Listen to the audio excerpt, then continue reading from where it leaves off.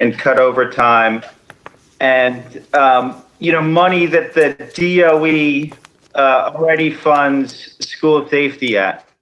And just going back a little further, and I apologize for like a little bit of a digression here, but there have been instances in the past where going back to Rechnitz and Reichberg, where you'd said that you didn't really have a close connection to these guys, and it turned out that the connection was a little closer than suggested. A lot of people say privately that this budget amounts to basically a lie, and that there's been kind of a pattern of lying in this administration. And I kind of Mike, are you going to ask a question, or are you making a speech, brother? Sorry, I apologize. So I guess, what's your response to those folks who see this budget as kind of smoke and mirrors, as it's been portrayed? I got your point now. So listen, I disagree with you on the history you referred to. With all due respect, what I said back then was the truth and still is the truth. Second, no, this is the real thing, and it's abundantly clear it's the real thing. And I really think people need to be more honest in their assessments of what's happening here. It is not easy to say we're not going to have a July recruit class. It's not easy to say we're going to have 1,163 fewer police officers, and we're going to have to make it up with a lot of efficiencies and redeployments. It's not easy to move important things that our police have been doing over to civilian agencies. We believe it's the right thing to do. It will take work, it will take effort, and we're going to be reforming that work in the meantime. School safety is going to continue to reform while making that transition. I don't see people reporting on the 40% decline in suspensions. That's what we did. The bringing in restorative justice, social emotional learning, all the changes. When we make profound reforms in how we treat our young people, that doesn't seem to make it to the front page, with all due respect. So we are making big changes. Some of them are by shifting responsibilities and shifting resources to another agency or another type of work. Some of them are just straight up taking money out of the budget. They're going to have to make do with less overtime, fewer officers, but I am certain we can stay safe at the same time. So it is straightforward and it's real. Go ahead. All right. Second question is, you talked about the expansion of the city's borrowing powers. That's been a discussion we've been having.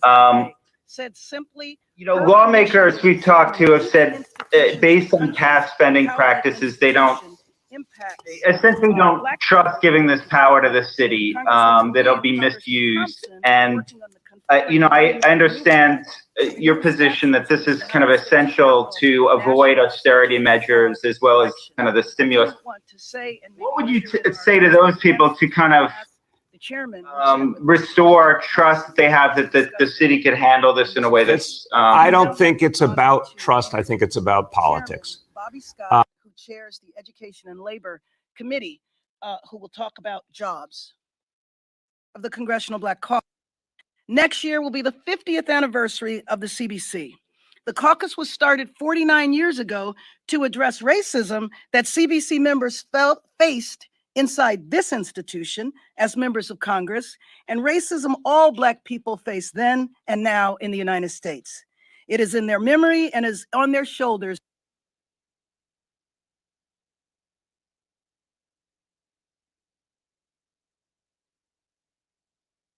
Barriers to recruitment and hiring, and discriminatory barriers to access to opportunities within a company.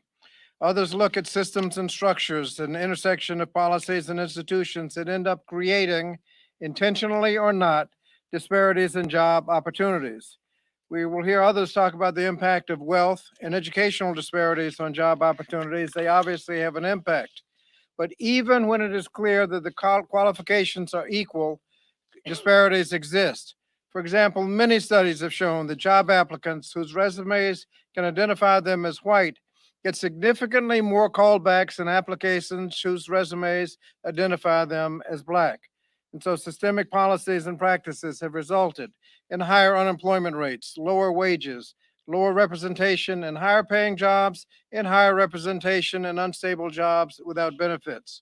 The CBC has been and is still fighting against discrimination by first exposing discrimination. I requested the study that showed the significant discrimination in the tech industry. and I was the chief sponsor of the 400 Years of African American History Commission that's reviewing the 400 years of African American history from 1619 to 2019. And we've consistently advocated for better funding for the EEOC and OFCCP, which punish discrimination and require affirmative action in employment. During this Congress, we've supported anti-discrimination legislation generally against women, LGBTQ, pregnant women, because as Dr. King said, injustice anywhere is a threat to justice everywhere. We unanimously supported the Protect the Right to Organize, the PRO Act, because Blacks who belong to unions are much more likely to earn equal pay for equal work. And we supported the minimum wage because that has the effect of reducing the wage gap. We supported the Fair Chance Act to ban the box and the HEROES Act, which includes enhanced pay for essential workers, many of whom are African American. And we supported initiatives that will increase opportunities to gain skills and such as eliminating achievement gaps to K through 12, funding job training opportunities, and making college more affordable. All of these efforts will reduce the impact of systemic racism on jobs. And now it is to talk about health. I'm honored to call on the chair of the CBC Health Brain Trust, the representative from Illinois, Robin Kelly.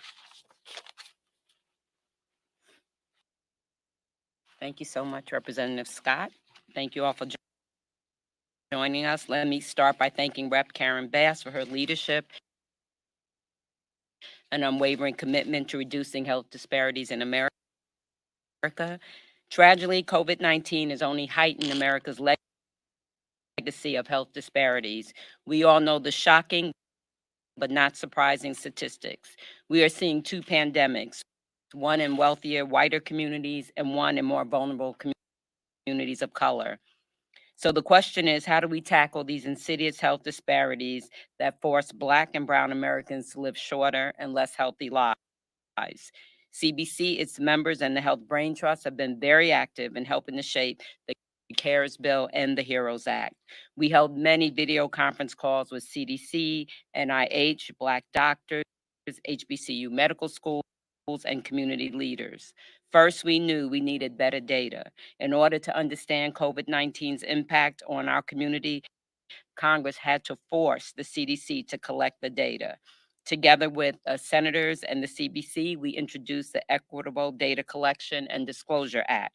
This bill was added to the fourth COVID bill and required the CDC to report racial data to Congress. But the CDC's first report was a pitiful 4 pages. Needless to say, we had more meetings with Dr. Redford and the CDC, and we expect the next report to be much better.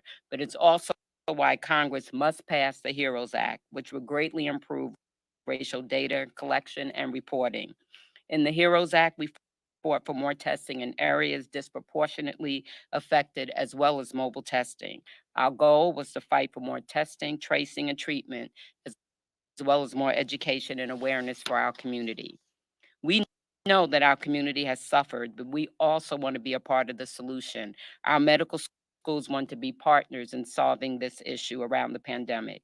We were happy to hear that Morehouse will receive a grant. CBC did send in requests that our HCBUs be considered and brought into solving this problem and others that affect the health in our communities.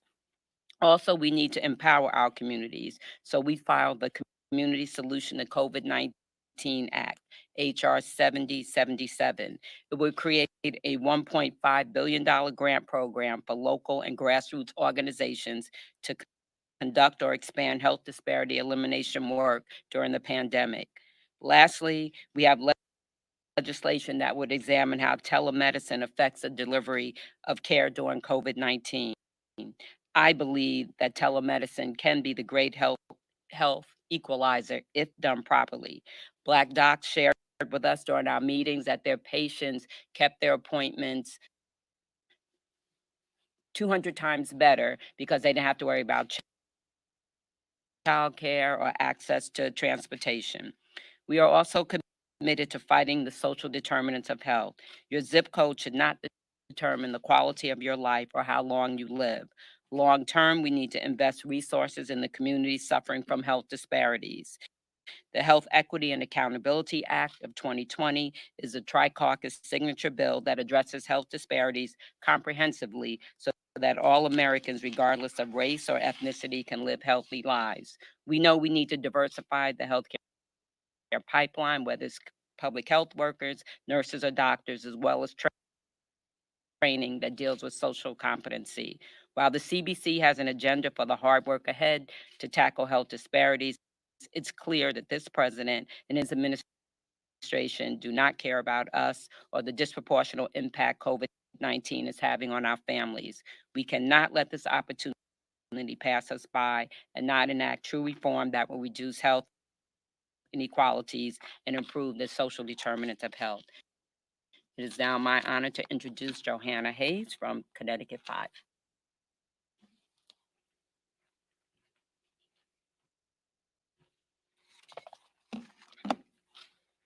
Good afternoon, everyone, and thank you all for being here, and to the chairwoman for holding this very important hearing. I've spent my lifetime in the classroom and now sit on the Committee of Education and Labor, so this hearing is the culmination of what I've been saying for the last 20 years. These conversations are not new to me. Before I could have ever imagined the impact of COVID or even knew the name George Floyd, I was discussing the exact same disparities that existed with fellow teachers, parents, students, and most recently, fellow legislators. This is my life's work. The educational inequities highlighted by the COVID-19 crisis and systemic racial disparities are not novel to me. They were intentionally woven into the fabric of our public education system. We already know the problem. When we have communities where taxes are determinants of the education that children receive, we already know that there will be a disparity. I used to say to my students, what, so what, now what? Because I wanted them to imagine themselves as part of the solution. We already know the what. We don't need another study to tell us that our public education systems have been systemically underfunded for decades. While reviving the economy in recent years, we concurrently defunded education. Rather than investing in our children's education following the Great Recession, we decided year after year that education was the place to cut corners. Children from marginalized communities lack access to adequate and affordable early childhood, support systems, staff trained in trauma-informed care, college preparation programs, and advanced placement courses. Black and brown students have lower graduation rates than their white counterparts. So what? It should not have taken a concurrent civil rights, public health, and unemployment crisis to draw our attention to this issue. This historic moment gives us the opportunity to move boldly and fearlessly towards our goal of equity. The communities hit hardest by COVID are the same communities that were already struggling. Students are being educated in buildings with poor or no ventilation, with windows that don't operate, with HVAC systems that have been inoperable for years. They will return to these campuses with the trauma of having watched their neighbors die and racial tension play out throughout the country and not having social workers or psychologists to meet them because of budget cuts. They'll need nurses and counselors when they return. Students will return with the trauma of their parents who for the first time are experiencing unemployment or food insecurity. Now what? We must stop allowing students to sit in these types of situations. We have, as Democrats, have put forth a menu of options with the Rebuild America School Act, the Child Care for Working Families Act, the College Affordability Act, the HEROES Act. We have done our work to address this problem. And now we need to send the message to students, teachers, and parents that they matter. Over the last few months, teachers have gone from being perceived as babysitters to angels deserving of society's utmost respect, to heroes, and now they feel like sacrificial lambs, as Betsy DeVos is doing nothing to help us navigate the reopening of America's schools, and local communities are forced to consider layoffs or open with inadequate support. Families deserve a commitment from us. Minority communities deserve a commitment from us. Black children and Black educators deserve a commitment from us. I thank the Congressional Black Caucus for highlighting this critical issue and look forward to working in the future to close these disparity gaps that we're talking about. And lastly, I'll just say I'm so happy that in this country, everyone is focused on the achievement gap. on kids losing access to academic opportunities. These are things we've been talking about forever. Now everyone wants to force kids back to school because they don't want them to lose academic time. Thank you for listening, thank you for hearing, and thank you for working with us on a solution. And now Dwight Evans from Pennsylvania's 3rd Congressional District. Thank you for that introduction. I'd like to thank the chairwoman, especially for her leadership on this most difficult time that we all face today. I'm meant to talk about small business and what exactly it means to the African American community. There's a lot of businesses that have temporarily shut down, about 3.3 million, but it's especially affected the African American community in the ballpark of about 400 million African American businesses been affected. What that exactly means is jobs, opportunity, and moving forward. Clearly, as was described in the definition, the African American businesses are affected by the lack of capital and the availability. As a caucus, the chairwoman has led the issue about creating wealth and opportunity. That is extremely essential in building any particular community. So I say to you that all members of the Congressional Caucus has worked very diligent about. The area we've strongly been supportive of is the PPP Flexibility Act is something that we all collectively support. Something that we're leading on is the relief for Main Street, which would be $150 billion for states and cities. We all recognize that economic wealth and opportunity is the key, and all of us stand prepared to make our effort and our contribute. I'd like to now bring a person who is no stranger, the former member of the Congressional Black Caucus from the great state of Louisiana, Cedric Richmond.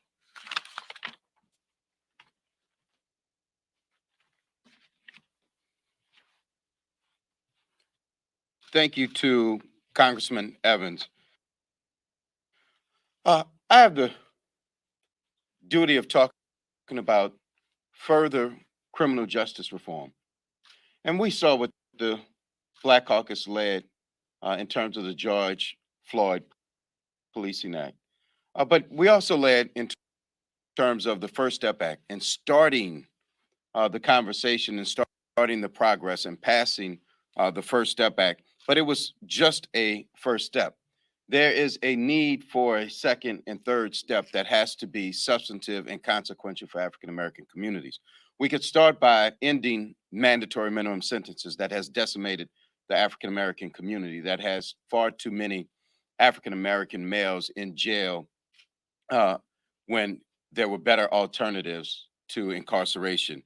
We could start by removing the collateral consequences of incarceration so that when you come out of prison, that you can, one, go to college and receive government aid, two, that you could stay in public housing, three, that you can take the skills that you learned while incarcerated and actually get a license to do that profession when you get out. Also, we need to address, and this has never been done in a specific manner, is to go strategically after criminal justice reform as it relates to women in our penal system. And that is something that is being led by the Congressional Black Caucus. And the last part, as we talk about racial equity and discrimination, we need to look at discrimination in the criminal justice system from top to bottom, but we need to zero in on those decisions made by our prosecutors all around the country. They decide whether a person will make it to a specialty court like a drug court. They decide if a person will get deferred adjudication like diversion, where it doesn't go on their record. They decide whether they overcharge someone so that they have to take a plea deal. So we need to make sure that as we start looking at the pattern and practice of not only police departments for racial discrimination and unconstitutional behavior, that we take the pattern and practice approach and look at every aspect of the criminal justice system. So this movement calls for thoroughness. It calls for dedication, calls for all those things that this Congressional Black Caucus has done since its inception.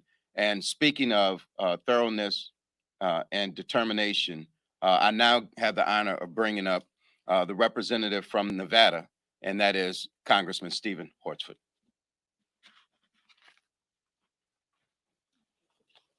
Thank you, Congressman Richmond, and to our Chairwoman, Congresswoman Bass, for hosting this briefing. Last week, the Congressional Black Caucus focused our energies on passing the George Floyd Justice and Policing Act, rightfully so, after witnessing how many Black lives have been lost due to biased policing practices. But we will not and cannot become complacent following the passage of that bill in this House. That bill is now sitting over in the Senate with Mitch McConnell, along with 400 other bills, 275 of which have bipartisan support, and that would improve the lives of African Americans and, in fact, all Americans. We also have to address other aspects of systemic racism that are embedded in so much of our society. We cannot move on from this bill, and as we typically do, until it is enacted into law. We must keep up the work and the momentum, specifically here in the House of Representatives, where it is our job to pass federal legislation. My home state of Nevada has been economically devastated by the coronavirus pandemic, an unprecedented crisis that has disproportionately impacted the Black community in my state and across the country. In addition to the disproportionate coronavirus infections of Black Americans, the public health and economic crisis brought on by COVID-19 have also exacerbated underlying inequalities that have long plagued our community. As a member of the Ways and Means Committee, we will enact legislation that expands our safety net and improves our tax code to address true racial, social, economic inequalities. That includes supporting expansion to the Earned Income Tax Credit and the child care tax credit through the passage of the American Family Act. In 2018, the poverty rate for African American families was more than 2.5 times the poverty rate for white Americans. Data from the Center on Poverty and Social Policy indicates how the child poverty rate could be cut in half today if Congress approves the American Family Act. The poverty rate among Black children would drop by 52%. This is real, meaningful reform that would address systemic issues right along with the other measures that my colleagues have talked about. This is our job as the members of the Congressional Black Caucus. My district is majority white, but I'm a Black man raising 3 children, 2 of whom are young Black boys. They and other constituents throughout my state are expecting me to dismantle systemic racism, and I will do my part to do that along with my colleagues. It's now my pleasure to pass it on to another great champion on the Ways and Means Committee and a fighter for our democracy and voting rights, Congresswoman Terri Sewell from the 7th District of Alabama.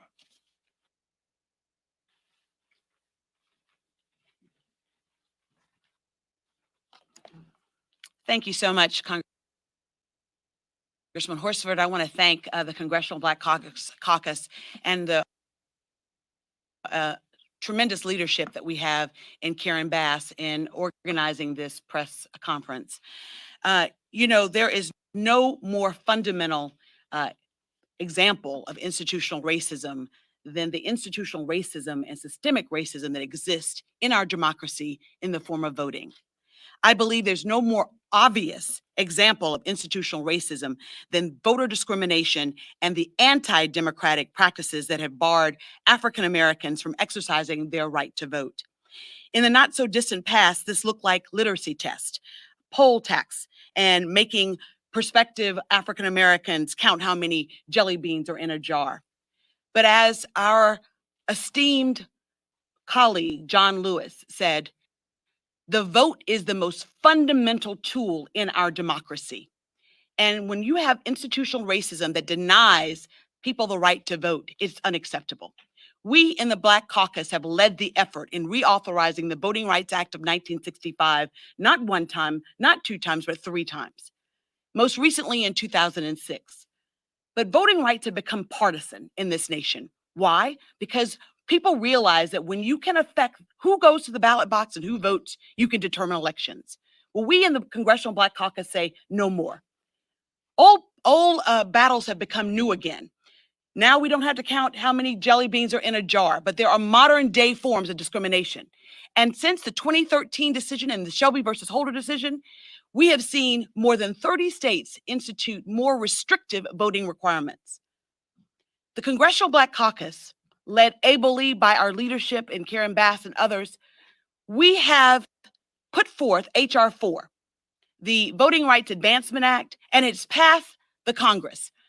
You know, the Supreme Court put a challenge before the Congress and said that we must come up with a modern day formula to put the enforceability of preclearance back into the Voting Rights Act. And we've done just that in H.R. 4. But like so many great bills, it's languishing on the Senate side. And we in the Congressional Black Caucus say no more. We realize that our vote is our voice, and no voice should be silenced in this democracy. As we go towards a more perfect union, we know in the Congressional Black Caucus that we must fight for every vote to be counted. And that is especially true during this pandemic. We're watching closely what's going on across this nation. The face of discrimination in voting, we see it. We saw it in Kentucky as people were banging on the door to get in at 6 o'clock to go and vote, a fundamental right. During this pandemic, no one should have to choose between saving their lives and exercising their right to vote. And we in the Congressional Black Caucus will continue to push for voting rights to make sure that this democracy lives up to its creed, that in fact, all men and women are created equal. Thank you. Thank you very much. Before we open it up for questions, I'd like to acknowledge several members that were here. We had our chair of the Democratic Caucus, Hakeem Jeffries. We had the most senior member on appropriations, Sanford Bishop. We have Representative Danny Davis from Illinois, who is on Ways and Means. And then we have our Chairman of Homeland Security, Benny Thompson, who I'll call up in a second. But are there any questions? Yes.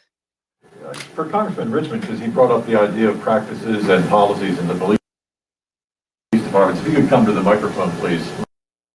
My question has to do with whether we reach a point that we start having even more problems recruiting new police officers to a force, and whether this in turn might affect crime prevention in some of the communities. No, absolutely not. I think that once you purge the police departments,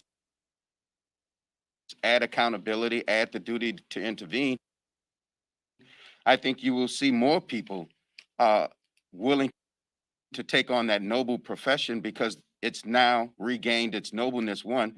Two, part of what we're talking about is making sure that the police is not the end-all be-all. They should not be your substance abuse counselors. They shouldn't be your school counselors called in for discipline problems. They shouldn't be your mental health counselors. And I think that same thing with teachers, they're called on to do everything. So we need to make sure, one, that we have high standards, two, that we ban the chokehold, no-knock warrants, which, by the way, puts police in danger too. So we think that if we do this comprehensive approach, that recruitment will become easier, especially if we do the outreach to the communities that we are policing. People will come forward and vow to protect and serve those communities. So I don't think it would be a hindrance to hiring more and good police officers. More specifically, I think more Black people would become police officers if and when we upgrade the profession. Other questions? Yes.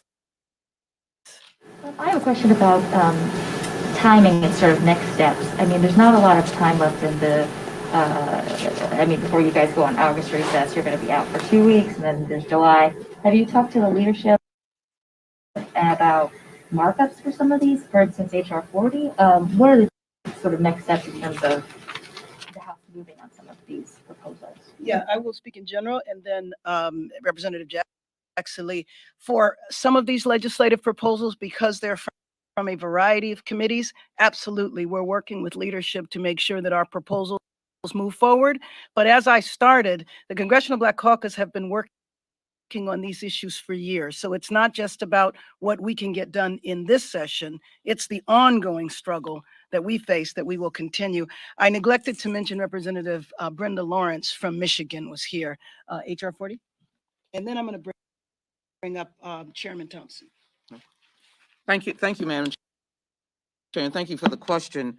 The work on HR 40 is very much a act of movement, if you will.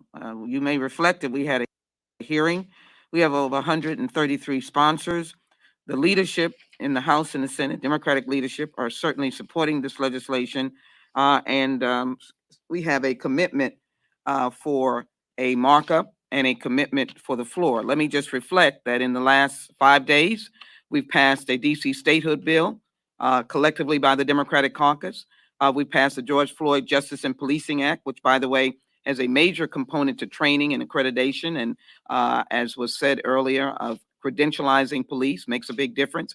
And then we're on target to pass one of the most significant infrastructure bills in the nation ever passed, and that's HR 2. We're moving pretty quickly. And I believe that upon returning back to Congress, that we will have an opportunity to see HR 40 take flight, if you will, and begin to work its way to the floor. We believe it's that kind of expansive legislation. Timing of legislation, we're about to pass the Rebuild America Schools Act. That's John Hayes mentioned that. We've already passed Raise the Wage Act. We've already passed the PRO Act. I mean, a lot of things that have already passed. The police bill has already passed. I mean, so these things aren't just languishing around. Action is being taken.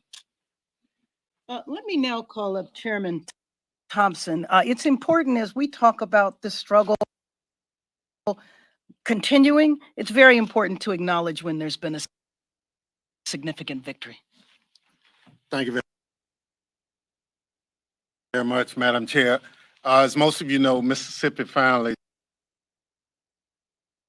joined the rest of the states.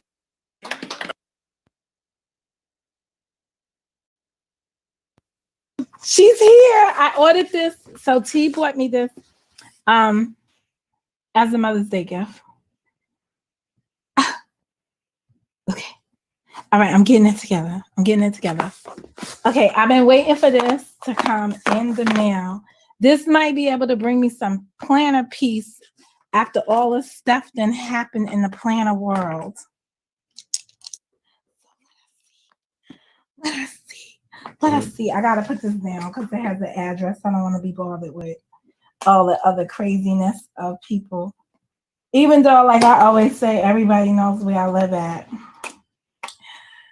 Unfortunately or fortunately. All right, I am opening the box. Oh God. So let me show y'all the inner makings of this. Okay, so I opened the box and this is how the box looked. All right, I don't know what this is. Let's see, this is, okay. This is, I think this is Once More with Love. Don't quote me on that. Because okay, so what does that say? It says, make time for what makes your soul shine. Don't y'all see my soul shining? Oh.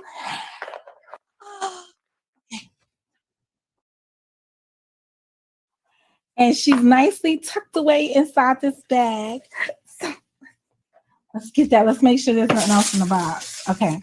Oh, this is a nice cute bust. I love these colors. I'm thinking about doing my bedroom. This kind of dark grayish pink and white, or dark grayish white and a purple in that family.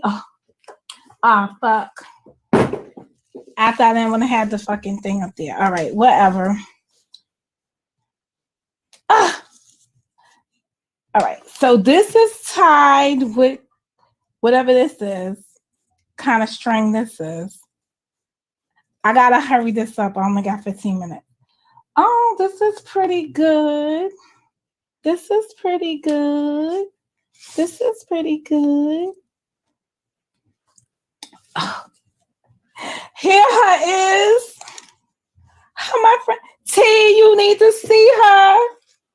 Here her is. Oh, she feels good too. Oh, Jesus.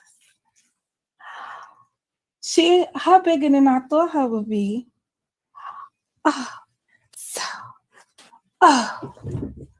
We'll just have to improvise. So, she has a little heart on there. Double clip.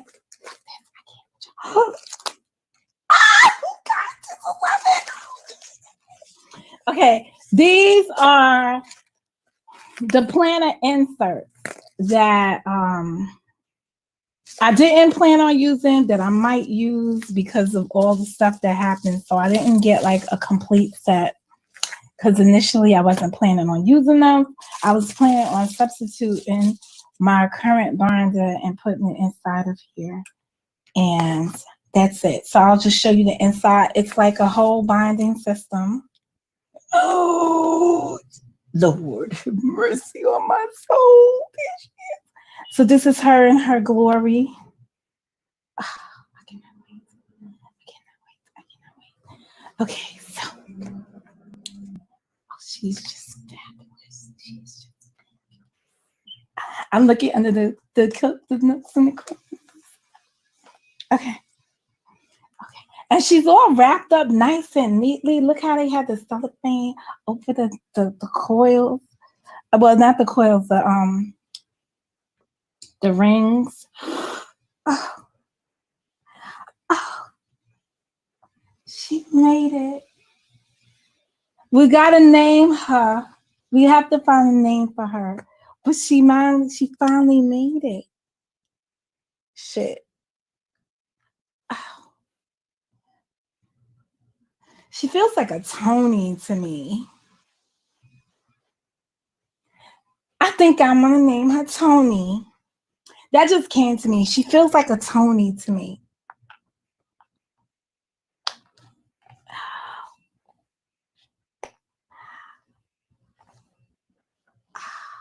Oh, if I can close.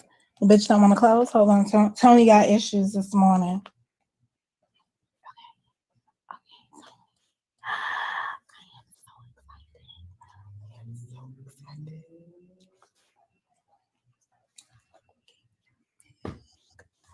Kels, I did an unboxing. This is my new baby. I'm officially calling her Tony. I don't know why I just came with Tony. So it's Tony it shall be. Maybe you'll call her Tony.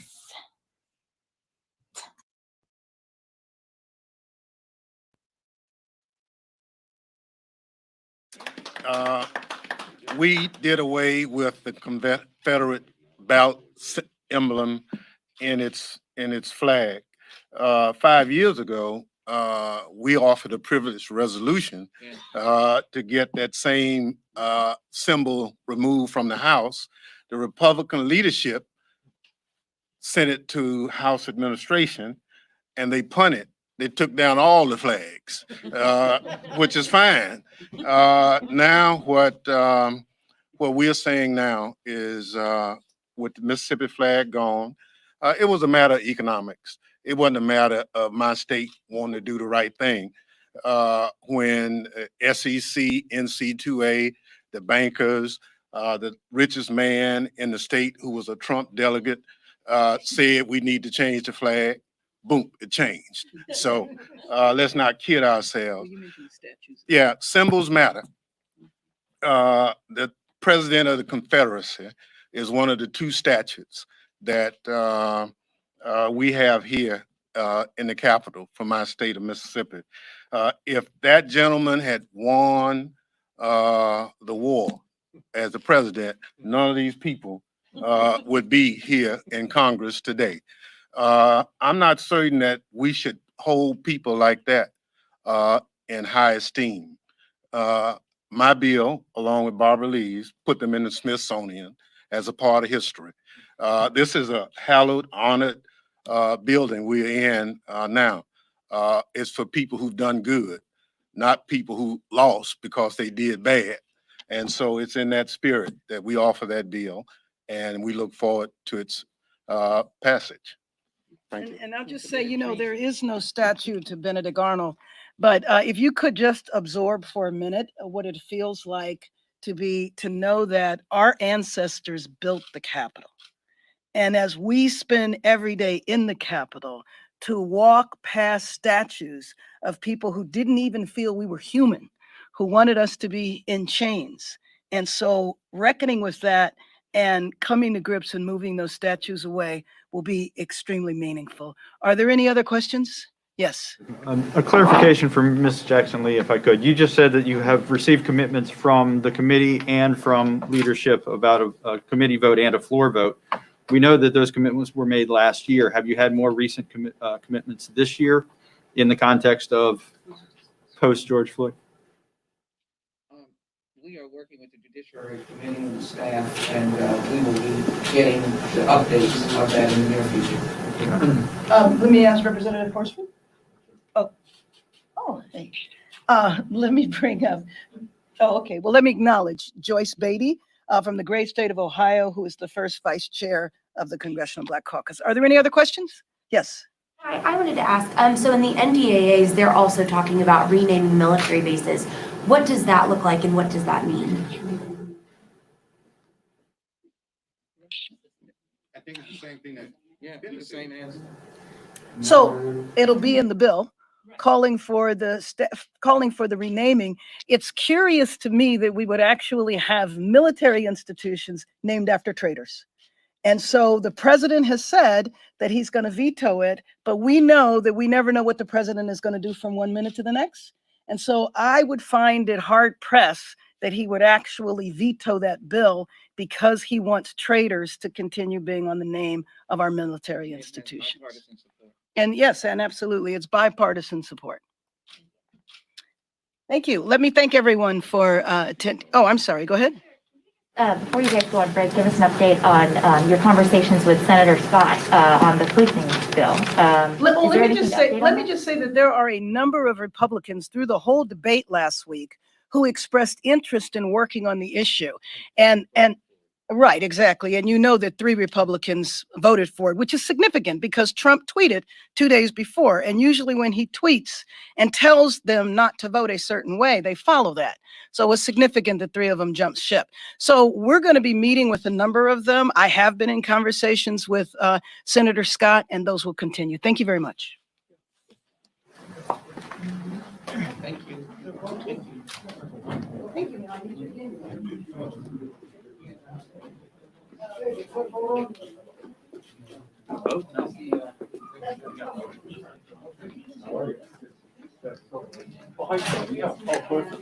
We talked before. Yeah. Did they send out an email of all these bills that they're talking about? I haven't seen it since, but I haven't looked at email since we right out of this room. I do.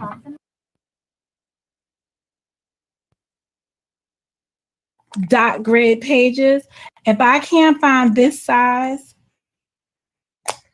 to make my budget book out of, because I'm just gonna make my own budget book, then I'm gonna make my own budget book, and I might just still make my own budget book and figure out how to sew it or take it somewhere to be sewn, my pages to be sewn in, because I'm not too far removed that I won't take it to a print shop and have them bind it for me, because that's the binding process of shit. Sometimes I'll be like scared when opening things because you don't know how top thing. So this right here is the dashboards. All right, that's the dashboards. What did I get? I got the monthly inserts and I got the weekly inserts. Oh, this is very interesting. I'm designing monthly inserts. All right, so the dashboards I needed to do first anyway. But I just want to move this along. How much time? I got 5 minutes. Okay. They're having a press conference, and we're all trying to get into the press conference here in New York. So I only had enough time before the press conference. But I'm gonna have to put this video on private for a minute. I gotta look at something on the video. Well, God darn it. All right.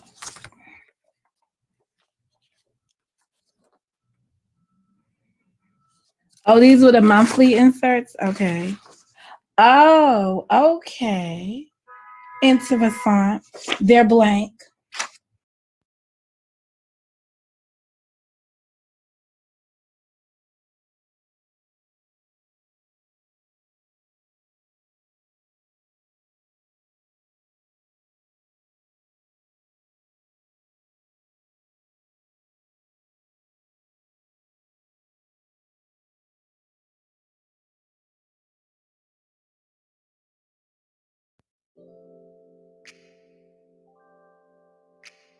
I see I got you feeling some type of way.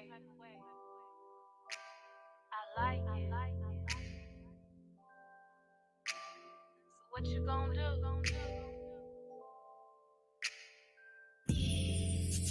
So unusual, something different. Give me that feeling. I wanna take a chance with you. And if you get this chance, can you take me by my hand? Take me to Never Ever Lane. I'm talking straight action. Here we meet again. I see your sweet face again. I know how you feel, so I'ma keep it real. So what you wanna do?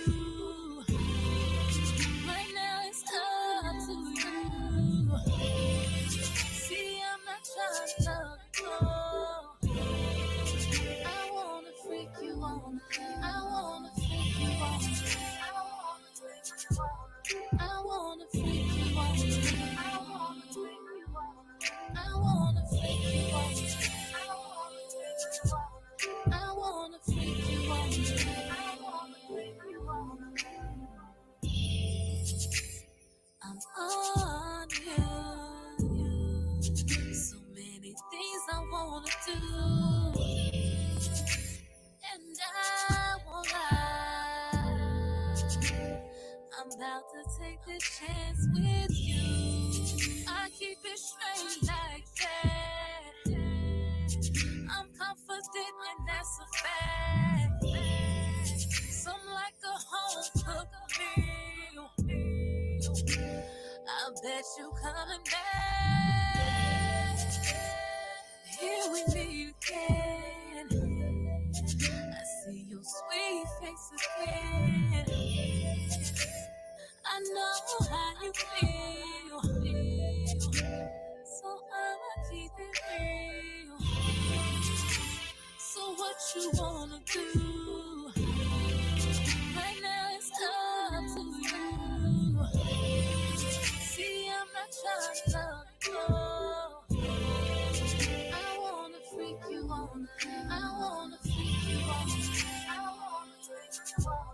I wanna freak you on. I wanna freak you on. I wanna freak you on. I wanna freak you on.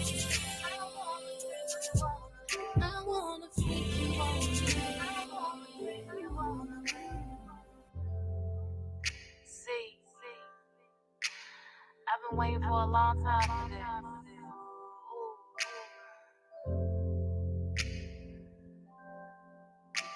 Can I kiss you there? And there?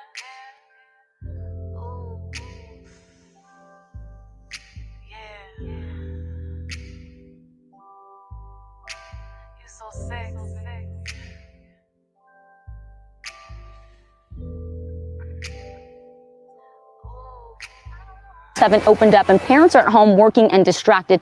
What worries you about that? It takes as little as 20 seconds for someone to go under the water and not be able to get back to the surface. There are some basic tips that you can evaluate how your children are comfortable in the water. Okay, I have my 3 girls waiting, eager to get into the pool, so let's go. We are all suited up, ready to go. Emmy and Odessa, they're older, they know how to swim. Renly does not know how to swim yet, and this would be their first swim of the season, so what should we be doing right now? We're going to look for a Coast Guard approved life jacket for non-swimmers, and you're also looking at the weight category. So this looks like it will fit her. It's 30 to 50 pounds. You want to make sure it fits snugly. How does that feel, Boo? Good? Next, the big girls are up for a quick water competency check. We'll keep our social distance here. You want to make sure that they can independently submerge in the water. When they come back up, that they can turn around and look to see where the safest place is to get out or grab a hold of and be able to climb out independently. Check to see if they can swim the length of the pool and ask them to tread water for a minute. Lay down. Okay. So, Mary, what if you have a child that's not really into being in the pool? And that's fine. Just let them be comfortable in how they are. Sometimes it's just sitting on the wall, putting their feet in. Having the Coast Guard approved life jacket on will ensure that if they do get into the water, they're going to be safe. Pool toys are fun, but they can also be dangerous because they block your view of who's in the water. It doesn't look like there are any kids in the water right now, but there are. So make sure you take the pool toys out when you're not using them. For extra safety, consider a pool alarm. This one comes with a wristband that will let you know right away if someone falls in. It's also important to have a sturdy gate with openings that don't allow little ones to slip through, and you want to make sure the gate of long-term relationships and familial bonds, even marriage to a certain extent, given the right circumstances, because if used correctly, marriage can actually lead to successful communities. Yeah, But so that's all I'm saying. I'm not trying to throw him under the bus per se, because I do understand what he's trying to do conceptually because of what the impact that successful marriages can have on the community. But my problem is that the environment that we're in, how is that benefiting the men with consideration of the extreme jeopardy that they're being put in? Let me go. I want to go with what you're saying from a different angle, because to a quote unquote, to a degree, yes, we've been assimilated. But when you guys are finished with your tete-a-tete, I'd like to add something. Well, I'm just gonna say this: American culture is to hate black men. That's what American culture is. Y'all can say something different if you like, but based on everything I've seen in this country. Since I've been alive, there's nothing about American culture that does not also have some attachment to hating black men. And black women have accepted American culture. You know what I'm saying? Most of them are truly white supremacists at the end of the day. They don't understand. They may not pay attention to it or whatever the case is, but they're truly white supremacists. Even when they talk to black men, they use white supremacy talking points the same way you'll find like a Bill O'Reilly or somebody else, whoever saying it. But at the end of the day, hating black men is part of American culture. And because they don't have that level of respect for black men that other groups of women have for their men, regardless of what they're doing, of course, marriages are going to fail because you don't even want to be with the person you're with. Black men is settling for black women. And I think one of the major issues for black men is a separate thing I want to say. I ain't want to lose this, but the concept of paying the cost to be the boss has not been taught enough in amongst black men. If you ask me, see, if I can pay for something, will be something that will be taught by the national security law as undermining the system of China. We do not know, to be honest, but we have told all the journalists, the media, that we will hold on to our principles and we will not retreat. Though we do not know what lies ahead of us, but I think it's very important that we believe in democracy and we should practice our belief. And so we do not know what lies ahead, And people also ask me, because we have the June 4th Museum, there's a lot of artifacts inside, whether we will, deliver it out from Hong Kong to somewhere safe. No, we are not going to do that. We will still stay on and practice what we have, all the activity we will continue to conduct as in the past. But as you said, we do not know when we can return victorious to democracy. Thank you. I've run over time, Mr. Chairman. Thank you. I hope we continue to support free people everywhere. And I think if we're finally going to take care of this problem, we just got to stop buying Chinese junk, and we got to stop putting up with their garbage. And and talk is cheap, and we need to put something behind all this talk. Thank you, Mr. Chairman. Again, I appreciate your friendship, brother. Thank you, Mr. Burchett. Mr. Deutsch. Thank you very much, Mr. Chairman. First, I'd like to thank each of the witnesses for their testimony, as well as their continued bravery and advocacy and support for the people of Hong Kong. We're grateful to those of you especially who took risks by appearing here today. This national security legislation is just one more example of the political persecution, suppression of human rights and pro-democracy groups and civil rights lawyers and religious groups conducted by the government of China. In Tibet, we've seen cultural genocide to control the desire for Tibetan self-determination. We've seen the cruelty in Xinjiang, where Uyghur Muslims are surveilled, their phones hacked to trace their movements, conversations, and networks both in and out of the country. They're forced to provide blood samples, voice prints, facial scans, and other personal data, all before being thrown into mandatory re-education camps designed to suppress the Uyghur language and culture, transforming Xinjiang into a virtual police state. And just today, Hong Kong police arrested protesters under the new law for crimes yet to be divulged. And we must ask ourselves, what's next? Who is next? The Communist Party in China has grown more ambitious in ways that are anathema to democratic values and the rule of law, normalizing and enabling environments for the breakdown of civil rights and liberties. And in spite of Beijing's increasing encroachment in freedoms, we stand with the people of Hong Kong for their bravery and their courage to advocate for their freedoms. When the freedom and democracy of future generations are at stake, we have no choice but to speak up and to act. But it cannot come simply from this Congress. There is no doubt that the Speaker of the House, Speaker Pelosi, who chose to spend time with us today, is committed to fighting for human rights. She's been doing it for 30 years, and there is no doubt that my friend, Mr. Smith, has likewise been standing up for human rights everywhere in the globe, and he's been doing it for 30 years. But the leadership also needs to come at the top. And we're having this hearing today, even as we're struggling to understand how the president's former national security advisor wrote of the president stressing the importance of farmers and increased Chinese purchases of soybeans and wheat in the electoral outcome, and, quote, pleading with Xi to ensure he'd win, close quote.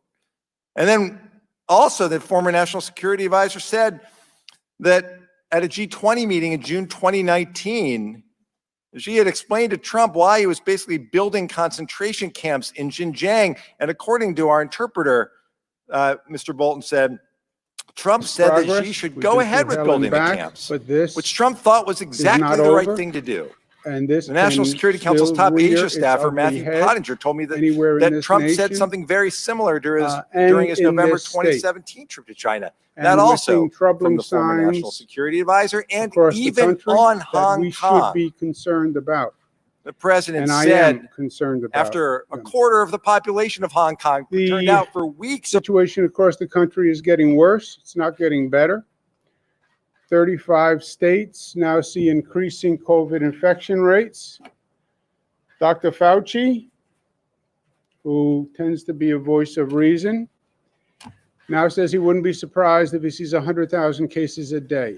all they're doing, all these models are doing, is they're extrapolating from the facts they see today. Okay? That's a very important point to understand. I didn't understand it in the beginning. I thought they were projecting, like a weather forecast. Weather is nice today, but we project it's going to be bad on Friday. That's not what these projections do. They say, given your numbers today, if you just factor out your spread and rate numbers, this is what's going to happen. So they're taking your situation today, and they're saying, by where you are today, this is what's going to happen. So when Dr. Fauci says the death rate could go up to 100,000 per day, he's saying by the current rate of increase, it could go to 100,000 a day. That, my friends, is frightening. You look at where this country is compared to the European Union, which is the great irony. They had it first. We got it from them and didn't know it. That's the story of New York. They are now on the decline. We're on the incline. And they have done a travel ban against us. Think about how ironic that is. They had it. They sent it to us. They dealt with it. We're going up higher, and now they ban us.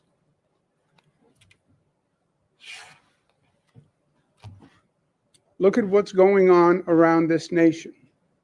And these are facts. It's not editorial comment. Facts. Texas. Oh, there's no problem. No virus. This is all a Democratic delusion. Oh, the cases are going up. That's only because the testing is going up. Really? Then why are more people going into hospitals? People don't go into hospitals unless more people are getting sick. Fact. Arizona. States that were in denial, right? That underestimated the virus. Now,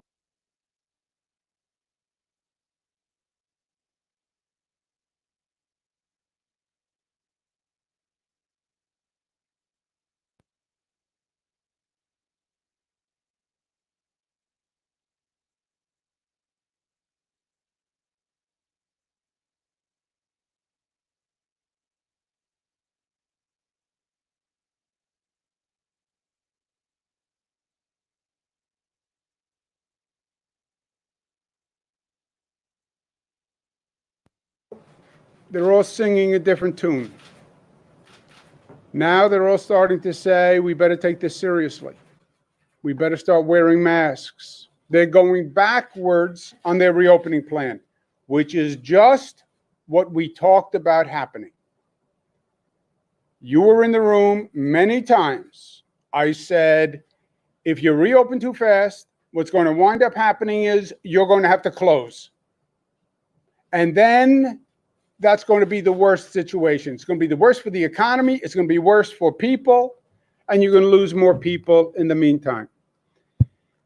That is exactly what is happening. States are now having to roll back their reopening plan.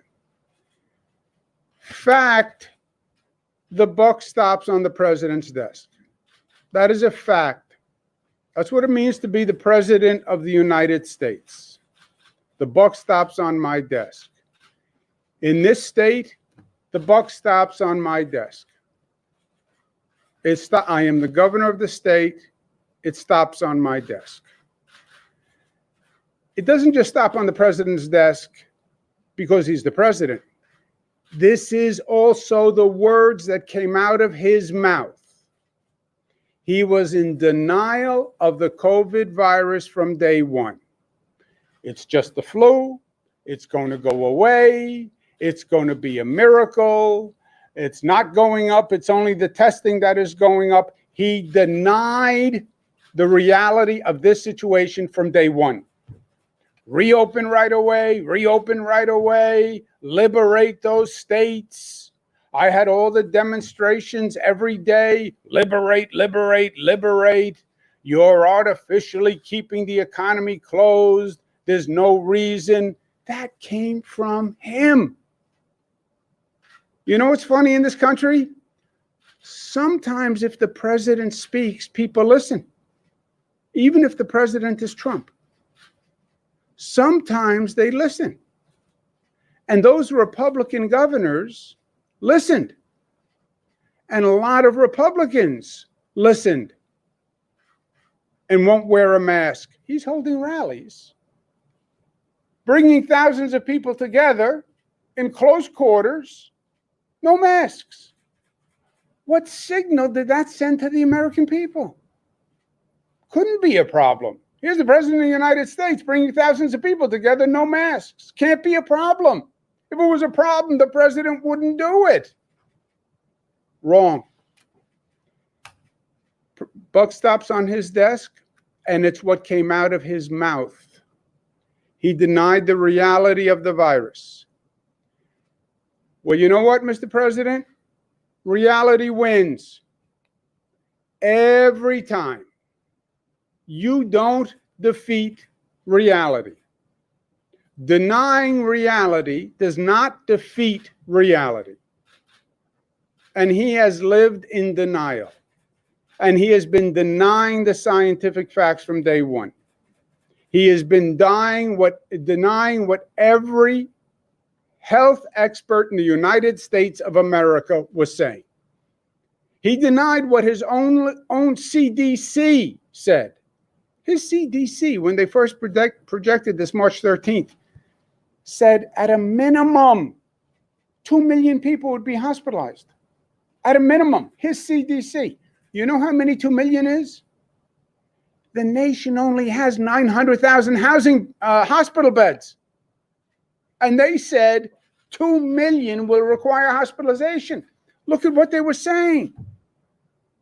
The Peter Navarro memo in late January. 1 million could die.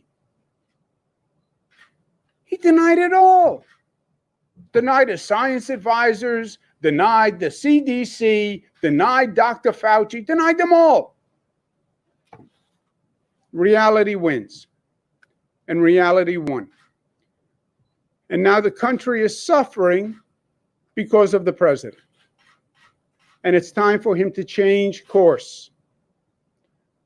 When you're in a hole, stop digging. Will Rogers. It's time for the president to actually tell the truth. The first thing he can do, come clean with the American people, admit the threat of this virus. Admit you were wrong. It's not an admission. Everybody knows you were wrong. Doesn't cost you anything. At least have the courage to admit what everybody else already knows. You were wrong. And send a message to this nation that we have to mobilize our citizens, we have to mobilize our government, and we have to start doing something about this. And you want to take one easy step that will send a powerful message. Put a mask on it. Put a mask on it. Next time you're smiling at the camera, put a mask on it, Mr. President. It's the best thing he could do. Meantime, New York State is doing great. On the numbers, we're doing great. But I feel that there are storm clouds on the horizon. You look at our numbers today, they're still great. 879 hospitalizations, that's 4 straight days under 900, lowest 5-day average since we started the nightmare. Number of deaths is 11. We don't want to see anyone die, but the highest was 800, and 11 is just about as low as it's ever been. The 3-day average on number of deaths We had 10, 8, 8, and 11. So that's headed in the right direction. We did 56,000 tests yesterday, positive rate of 1.1, which is also very good news. You look at all across the regions, the numbers are all solid and the numbers are all steady. You look even within the city of New York, the numbers are good and the numbers are steady. We don't see any red flags anywhere. We have the data fully analyzed every day. Remember, the key to what we are doing is the testing. People talked about that from day one. Nobody really did it to the level we're doing it. But we just finished 4 million tests in New York. We only have 19 million people in New York. So it is an extraordinary number of tests.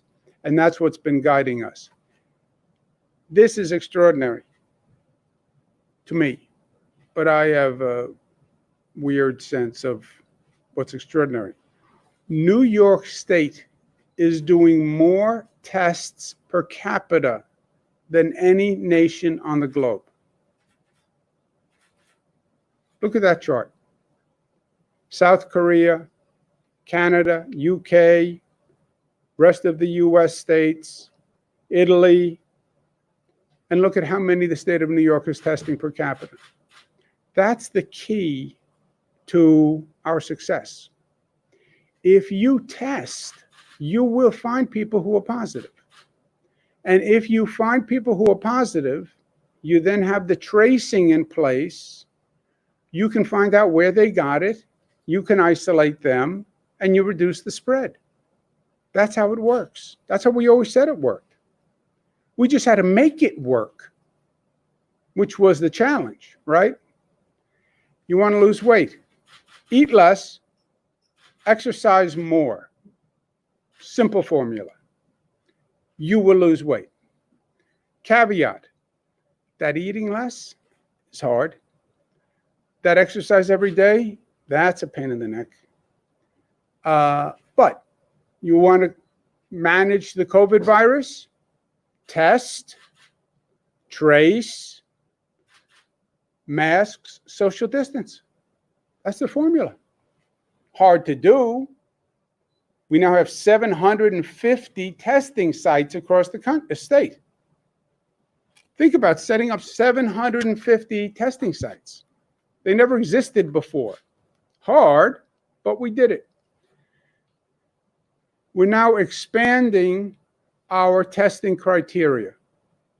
We have so increased our testing capacity that we can expand our testing criteria. We prioritized testing criteria in the beginning, if you remember. People who were exposed to a positive person, people who were essential workers, people who were in nursing homes, we prioritized it. We never put members of the press on that priority list. Nothing personal. We are now opening testing to all New Yorkers. We have that much capacity. All New Yorkers can now go get a test. And what I'm saying to all New Yorkers today is, go get a test. It doesn't cost you anything. It doesn't hurt. I did a test. I've done a number of tests. I did a test on TV. I didn't flinch. I cried afterwards, but on TV, I didn't flinch. It doesn't hurt. Take a test. And it's now open to everyone. Capital Region enters phase 4 today. New York City, we have new problems. These are the storm clouds I was talking about. What we have done from day one is we have been smart about what we did in handling COVID. What does that mean? It means we didn't get political, we didn't get emotional, we didn't get hysterical, we didn't panic. We were smart. We did what we had to do, testing, tracing, etc. And also, we anticipated future issues, right? If you're only dealing with the issue you have in front of you, you're going to lose. You have to anticipate the issue coming down the pike. and you have to get ahead of it. In the beginning, I was always saying this virus has been ahead of us and we're reacting. We're always reacting to the virus. The virus did this, now we have to scramble. The virus did this, now we have to scramble. You never win that way. You have to get ahead of the virus. So what we now do is we anticipate what could happen and anticipate the issue before it happens. In hockey, they talk about, ice hockey, they talk about skate. Don't skate to where the puck is. Skate to where the puck is going to be, right? Anticipate and get ahead of it. That's what we've been doing with the COVID virus. Factor forward. What's going to happen? How do we get there? Stay ahead of the virus. And we have to stay ahead of the virus. Citizen compliance is slipping. That is a fact. That is a fact. Look at pictures. Look at any street in Manhattan. Go to the East Village, go to the West Side, go to Brooklyn, go to Queens, go to the Bronx. Citizen compliance is slipping. I get it. I understand it. Been inside a long time. The weather's warm. I miss my friends. Governor says everything's good. Governor says everything's good. I bring a mask. I don't really wear it. I do that chin move, you know, the chin move. Feel good that I have my mask. Doesn't do anything. I get why the compliance is slipping. But it is a very real problem. Even if you are young people, and even if the compliance is slipping among young people can get sick. Look around the country, look at the places where young people are getting sick, and they're now sitting in ICU beds. That was old information and bad information that young people don't get sick. And young people can infect older people inadvertently. You can go home, see an aunt, see your parents. You can walk past someone, have a conversation. You infect older people. Older people can die. That's what we're talking about. So even if you want to risk your own young life because you believe you're immune and you're a superhero, why would you risk someone else's life? That's a problem. Second problem, government is supposed to be enforcing compliance. That is the governmental role. And that is not happening to a sufficient basis. I have said from day one, we have been clear from day one, local governments don't have any legal authority to determine opening, reopening of schools, businesses, restaurants, offices. That's not what the local governments do. That's a function of state government. All the openings and all the reopenings, they're done all by the state government. Every county in the state of New York. Every city in the state of New York. That's my job. Their job, local government's job, testing, tracing, enforcement of compliance, enforcement of compliance, enforcement of compliance. That is their main job. I take all the abuse for the opening and the reopening. Too slow, too fast. I don't have a problem with that. They had one job, testing, tracing, and enforce the compliance. They must do it. If you have citizen compliance dropping and you don't have local governments enforcing, then you're going to see the virus go up. Period. 100%. plus 1 equals 2. 1 plus 1 equals 2. And you see it. If you open your eyes, you see the citizen compliance slipping.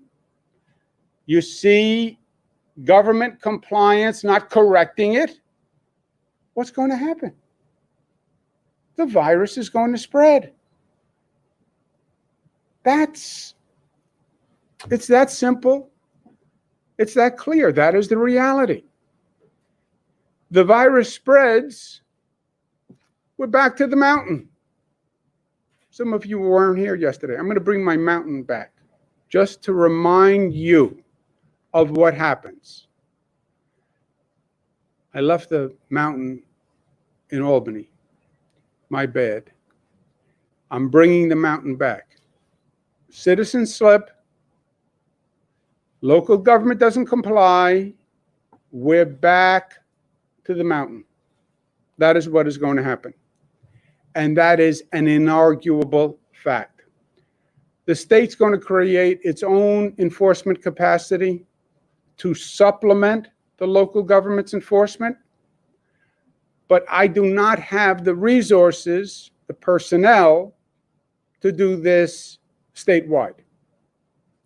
We have state police, we have health inspectors, we have state local authority, but there are 500 police departments in this state. 500 police departments. I cannot supplement 500 police departments. So the local governments have to do their job. Second problem, second storm cloud, we know the virus is increasing. We have 16 states that are now quarantined from New York. Last week it was only 8. Now it's 16. We don't pick the states. We have a rate of infection. And if a state is above that rate of infection, then they're quarantined. 16 states. That's how fast the infection is spreading. Chances are, whatever we do, people from those 16 states are going to make their way here. And that's how we got infected the first time. We got infected by people coming from Europe through our airports. Now we can get infected by people coming from Florida, Arizona, other states through our airports. Our infection rate is low. We know that. How does it go up? People come in from the outside. Or we start to get lack of discipline on the inside. Phase 3 dining, we are going to postpone. And it's going to be postponed until the facts change and it is prudent to open. But the facts have to change. Because at this point, it is imprudent. Everything else is going to continue. Everything else is continuing all across the state. This is a New York City only modification because, frankly, it's a problem that is most pronounced in New York City. Capital Region today goes to phase 4. All the numbers are good across the state, but we do have a problem in New York City. And again, it's partially the other states going up, and we're worried about that. And it's partially lack of citizen compliance and lack of local government compliance enforcement. I've asked the people to do it 157 times. I understand they're getting bored. I've told government that is their job. And I've told them, do your job.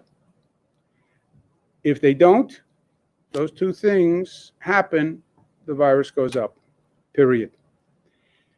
We're also urging people to wear masks. We have a number of national franchises that are agreeing to have their stores wear masks in the states where it's appropriate. So this is not just a New York thing, wear a mask. We were the most aggressive on masks. We were the first on masks. California just went to masks like last week, believe it or not. So we did it right, and these national manufacturers are now joining with us. We've been following the facts and following the data, and it's working. We did the impossible. We went from worst infection rate in the United States to best infection rate in the United States. Isn't that amazing what New Yorkers did? I mean, it's really incredible when you think about it. And we have offered our help to states across the nation who may need it. Stay New York tough, smart, united, disciplined, most of all, loving. Loving. We loving today? Are we feeling loving? If you're loving, you will ask no questions. Absolutely, we will. So indoor dining screeches to a pause. So much and that's for a love. heartbreaker for the economy, as you know. And so, what aspect of it has to do with the air conditioning? Because if that's true, mall merchants and restaurant owners feel that's a haphazard applying of concern about air conditioning. Is that a factor? Air conditioning, filtration could be a benefit, can't be a hurt, can't be a negative, it can only be a positive, but it's not determinative in any way. They have done studies on air conditioners, and they have filters that are effective at filtering out the COVID virus, or if not the COVID virus, the droplets that carry the virus. But this is just an added benefit. It's not determinative one way or the other. You know, we are just trying to do everything we can. And on the strategy of do everything you can, if you find an air conditioning filter that can help, then recommend it, and I recommended it. You do see across the country, by the way, more and more data that says they're having problems in places, indoor places with air conditioning, because you're recirculating the air, right? Outside is better. You have more air coming through, moving droplets, etc. The indoor space poses the opposite. You're recirculating the air. And now it gets very technical very fast. When you recirculate, how much new air are you adding? And are you really just recirculating? Because if you're recirculating existing air and there's somebody who is COVID positive in that air, and then that air is recirculating, well, that's not a good thing. And when it recirculates and it goes through the air conditioning HVAC filter, does it actually get filtered? If not, people are sitting there just breathing the same recirculated air, right? Analogy given to me, I don't know if it's correct. They say people tend to get spread illnesses on airplanes because there's a high degree of recirculation of the air. So if there's something in the air and you're recirculating the air, that's a problem. So I agree, I wouldn't use the word haphazard, but air conditioning filters will not be the be all and end all, but they might be beneficial. And if they might be beneficial, why not do it? Governor, just one thing about the restaurants that just feel on the brink. What can you tell them? Maybe say weeks. They're just really going to want to know. Are you talking days, weeks, months? Well, it depends on what they do, also, right? This is the beautiful, but the unique characteristic of all of this is I'm not making these decisions. We are making these decisions. It depends on what we do. It depends on what they do. We have to reduce the concentration and gatherings of people. I get it's hard, but citizens have to do it. Number one. Number two, establishments can help. You see you're selling beer to go and you see 25 people hanging out in front. Okay, they're your patrons, but you can help. You can say, come on, guys, do me a favor, move along. This isn't helpful. Local government has to step up and do their job. It is dependent on what we do, you know? Going back to the silly weight loss. When am I going to lose 10 pounds? It depends on what I do. Well, can you tell me if it's going to be a week or 2 weeks? You know, it's purely in my control, but I don't know how disciplined I'm going to be, and I don't know exactly how disciplined I'm going to stay to my exercise, etc. If citizens comply, if businesses help us with it, if the local government steps up and does the enforcement, then we'll be in good shape. Governor, any update on the metrics that would show whether the quarantine has been effective, whether it's how many out-of-state visitors are subject to quarantine or anything else? I'll tell you the good news. Well, we have not had a person test positive who has come in post-quarantine.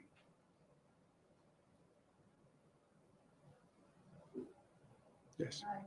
But I'm sorry, Governor, just to follow up, you say that nobody's tested positive, but how many people have actually been tested that have recently visited out of state? I can get you the denominator. But, you know, we do 60,000 about tests per day. And many of them are random. Like if you're walking down the street, you could get tested.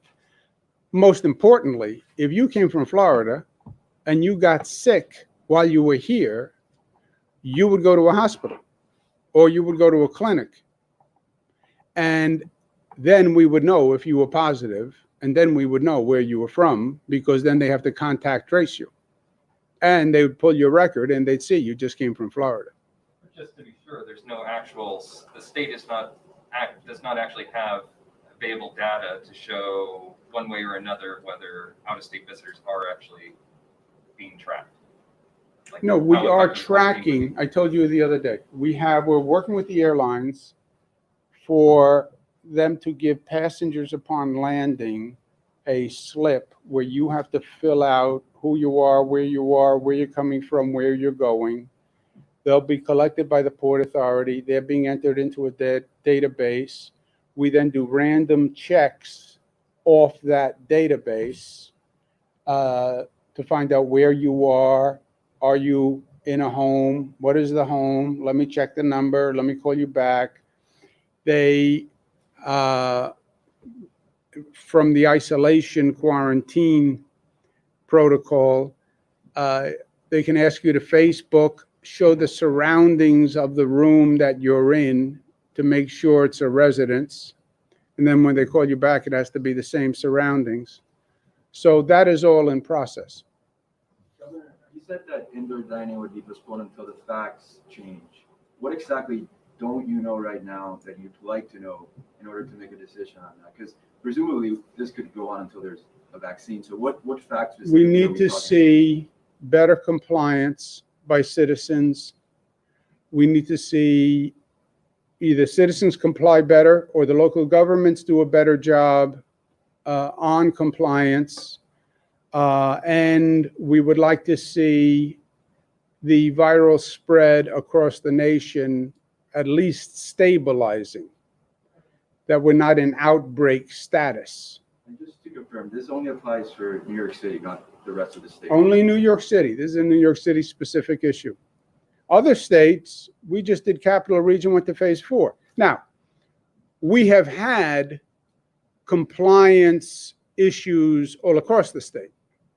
It is a natural phenomenon where people are saying, I have to get out of the house because my mental health is in jeopardy.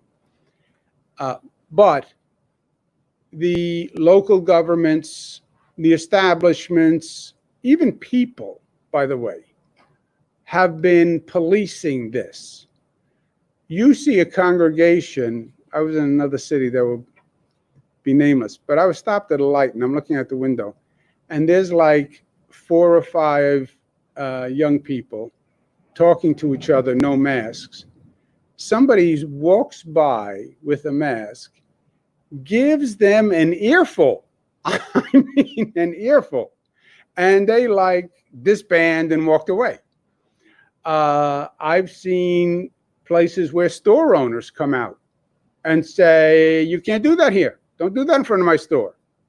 You have to move along. I've seen aggressive police officers who get out of their car and say, you guys have to move along. Where's your mask? You're violating the mask law. So the phenomenon happens, but we have not had the lack of compliance coupled with the lack of government enforcement in New York City. It's much worse here. Recirculated air and air conditioning is one of the major problems. Then, I mean, that's happening in restaurants in Buffalo, Rochester, Albany. Why wouldn't this apply to other jurisdictions in the state? Look, you're not going to solve that problem. You're not going to solve indoor dining. You're not going to solve, Luis, indoor areas don't have outside air. That is not going to be fixed by definition. If you are indoors, you have recirculated air. That's true for every department store. That's true for a grocery store. That's true across the board. That is not what is stopping us, right? It's the density in those places, and it's the amount of time you're in those places, and the proximity. You know, you go to a store now, you go to a grocery store, that's a closed environment, that's recirculated air, but they keep you moving, they control how many people are there, you're there for a limited period of time, your proximity is measured. Dining, indoor dining, you're sitting there, you're there for an hour, you have your mask down a lot because it's hard to eat with your mask, it's hard to drink with your mask. I don't care how good you are. You're sitting with the same people in proximity for a long period of time. You have had situations where one bar restaurant has caused dozens of infections. So that is inherent in indoor dining. The air conditioning, the air conditioning filters, put that aside. That's just a possible added benefit that we're exploring. It's not going to be a major consequence one way or the other, but maybe it could help. And in the situation we're in, we're looking for help anywhere we can, right? One time we spent a lot of time exploring what was the most effective hand sanitizer, right, at killing viruses. So on the theory of you do everything you can, that's the air filters, but I wouldn't get overly carried away with it. I'm looking for less citizen compliance and local government enforcement of compliance and stabilization of the national rate. Zach asked about the quarantine. We are not going to be 100% effective keeping people from 16 states from coming to New York. First of all, if you can't even keep people who want to come in illegally from coming in right now.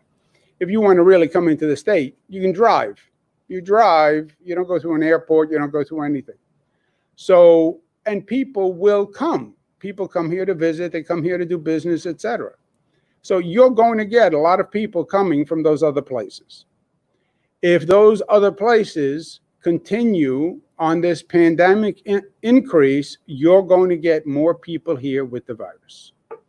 That is going to happen. And now that's going to open up a new front where you will have thousands of people with the virus coming to your state. After you just spent all this time monitoring your closed environment, 4 million tests, right? So we tested almost 1/5 of all people. We have the infection rate down to 1%. Yeah, that works until you drop a new person into the state. One person at the Westchester graduation, 13 cases. And shifting gears quickly, New York City Council yesterday or earlier today approved budget, which shifts about $1 billion from the New York Police Department. I'm wondering what your thoughts are on that. Do you think they went too far? Do you think they hit it just right? Do you think they could have done more? Okay, this is important. We're taking $1 billion out of the NYPD budget. I don't know what it means. Well, they have $1 billion less. What does that mean? Does it mean I'm less safe?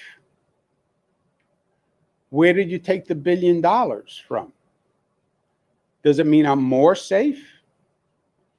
Does it have any effect on police abuse? I don't know what it means, Luis. We're going to paint Black Lives Matter on the street in front of Trump's headquarters. Great. Great. I said from day one, I stand with the protesters. I said from day one, I stand with Black Lives Matter. I said, great what this nation has done standing up after Mr. Floyd's murder. Great what this world has done standing up after Mr. Floyd's murder. Parenthetical, I'm sorry it took so long. Why couldn't we have done this after Eric Garner 6 years ago? Why couldn't we have done it after Rodney King 30 years ago? Took a long time, but we're here now. Great.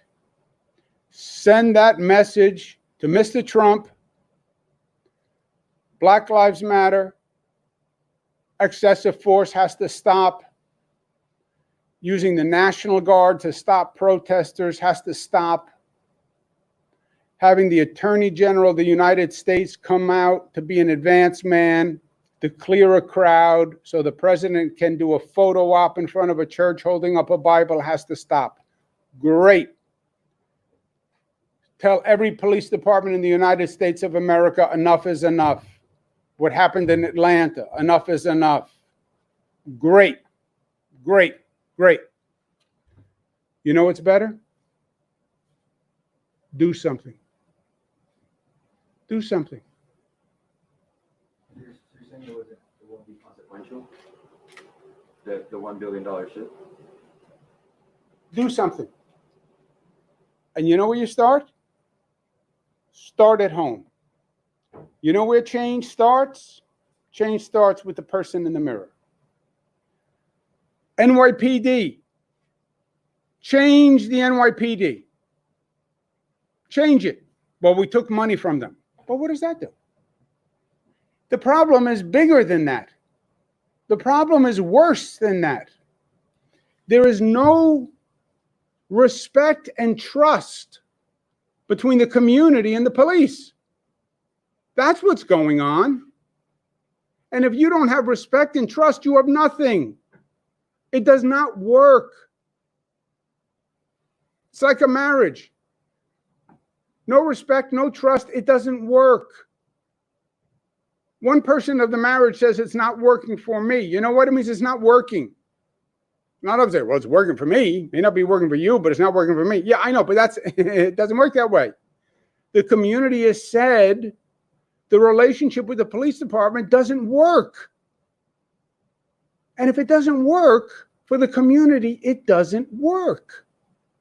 So what do you have to do? You have to redesign the whole relationship. The police department was designed 50 years ago.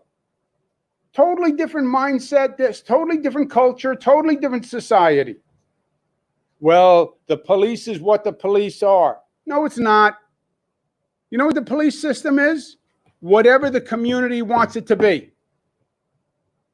Police department was not formed in the Bible, and God said, this shall be the formation of the police department. Police department is paid for by the taxpayers. They decide what they want. There is no given. It's not written in stone. So NYPD, what do you want it to be? Well, I want it to be $1 billion less. What does that mean? Sit down at the table, bring the NYPD, bring the community activists, bring the council, bring all the politicians, start with a blank piece of paper. We want to design the NYPD. Any questions? Yeah, I have a question. What? I don't want to call it NYPD. I want to call it the New York Community Safety Council. All right, let's discuss this. All right, second point. What functions do we want it to do? I don't want them arresting mentally ill people. I don't want them arresting substance abuse people. This is what the use of force should be. I want them demilitarized. Okay, what does that mean? I don't want them using armored vehicles. I don't want them wearing black SWAT equipment. Redesign the NYPD. Painting slogans on streets. I support it. Cities all across the nation are doing it. Protests, I support it. You know what I support more? Do something. Make change. Make change.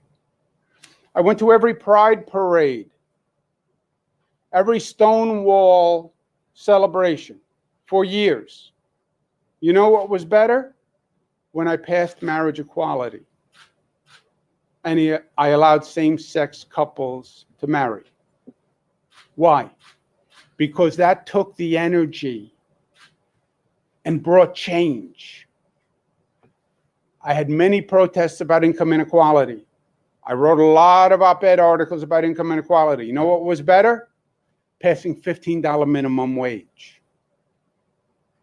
I did a lot of speeches about access to education and access to higher education and how that's the great equalizer. You know what was better? When I passed free college tuition. The first step of the protest is just a raising of the issue and generating energy around the issue. Now you're in government. Now it's about making the actual change. Not just saying to the protesters, I'm with you. I'm with you. I feel you. Yeah, that's nice. Do something. Make the change. Improve the situation.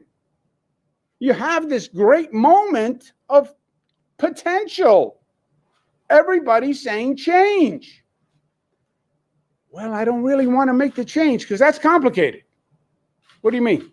Then I'm going to have the police over here saying this. I'm going to have the activists saying this.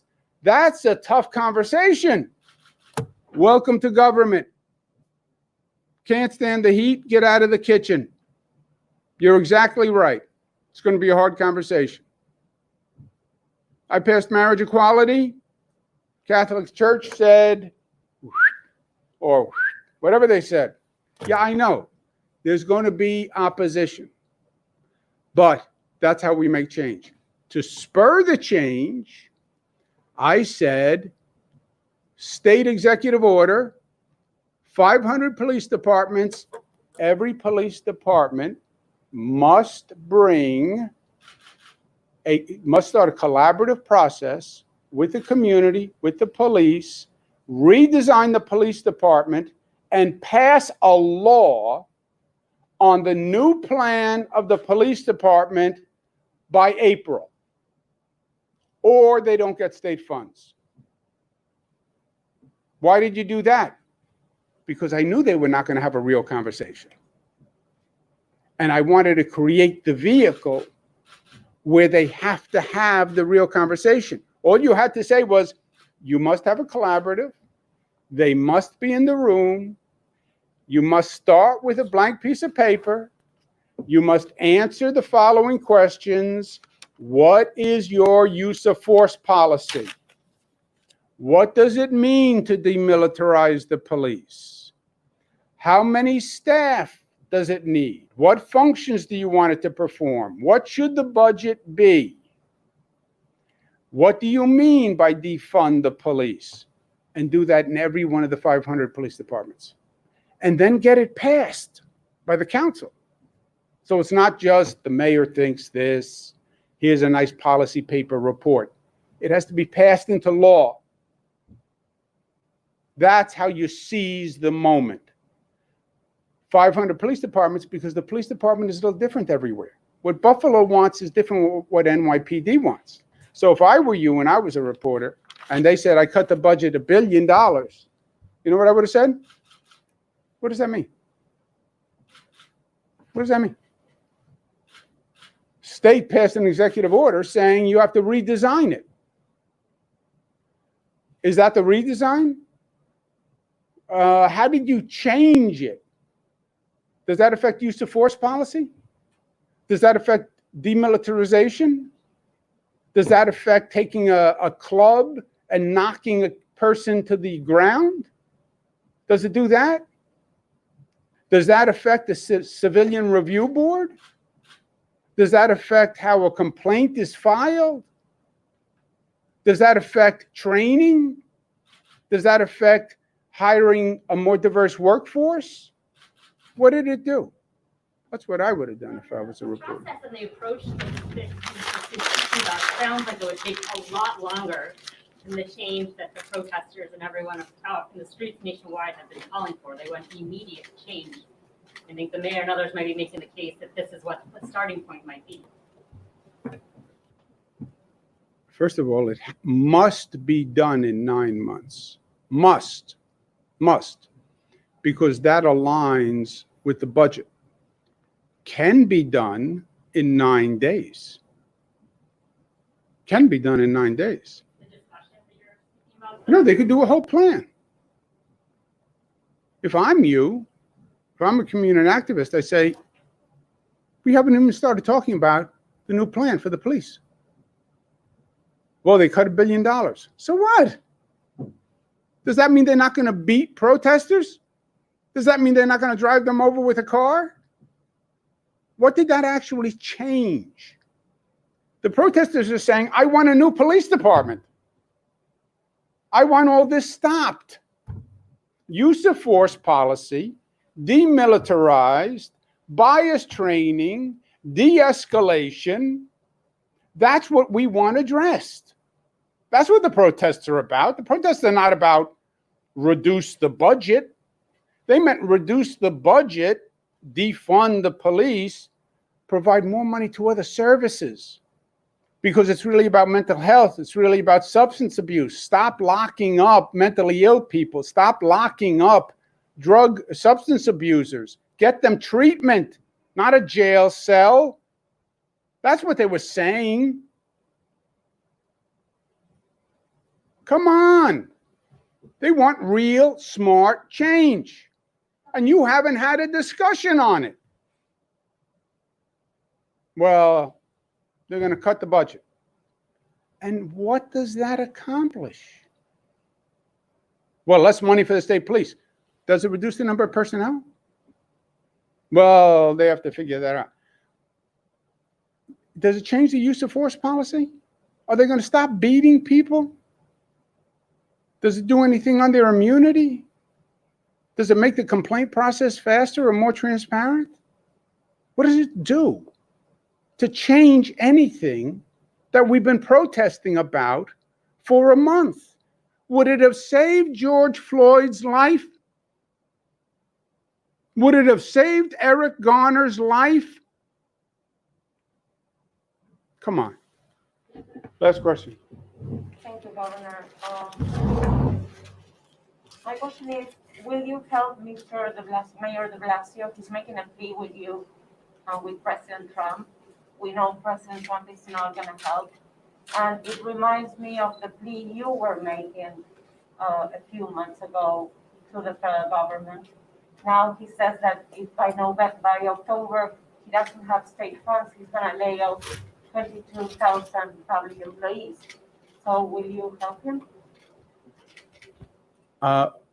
The federal government must provide funding for state and local governments. I have like a $14 billion deficit. I talk to governors all day long. Every state has a tremendous deficit. Every city has a tremendous deficit. The federal government has to be of help. The reason the federal government, I believe, will be of help, not out of altruism or charity or because they're just a bunch of good guys, but because there is no study that has ever shown the national economy to come back after a situation like this without state and local governments functioning.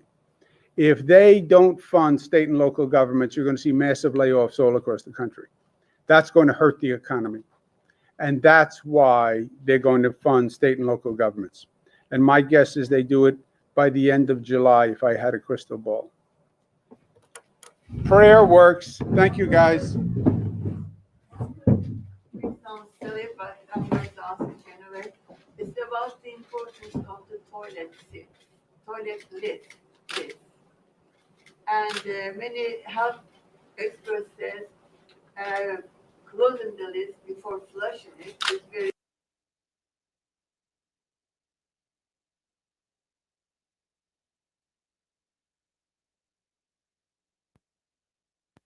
members of the Congressional Black Caucus, led by its chair, Congresswoman Karen Bass. Thank you.